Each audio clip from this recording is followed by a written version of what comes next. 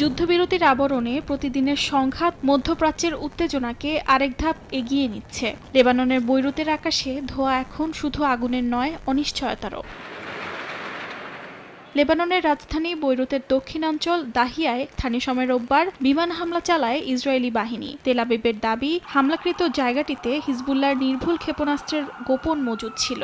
হামলার 1 ঘণ্টা আগে সরিয়ে নিতে বলা হয় বাসিন্দাদের। তবে এ হামলার ঘটনায় কোনো প্রাণহানি হয়নি বলে নিশ্চিত করেছে লেবাননের সিভিল ডিফেন্স, যদিও বিভিন্ন গণমাধ্যমে হতাহতের কথা তুলে ধরা হয়েছে। লেবাননের প্রেসিডেন্ট জোসেফ আউন এই হামলার নিন্দা জানান। একই সঙ্গে যুক্তরাষ্ট্র ও ফ্রান্সের প্রতি আহ্বান জানান যেন তারা ইসরায়েলকে চুক্তি লঙ্ঘন বন্ধে চাপ দেয়। প্রেসিডেন্টের ভাষ্য, ইসরায়েলের এসব পদক্ষেপ গোটা অঞ্চলের নিরাপত্তাকে ঝুঁকিতে ফেলছে। বিশ্লেষকরা বলছেন, ইসরায়েলের এ ধরনের হামলা মূলত গোয়েন্দা তথ্য যাচাইয়ের কৌশল। কোথায় কারা লুকিয়ে আছে তা দেখতেই এমন পরিকল্পিত হামলা চালানো হয়।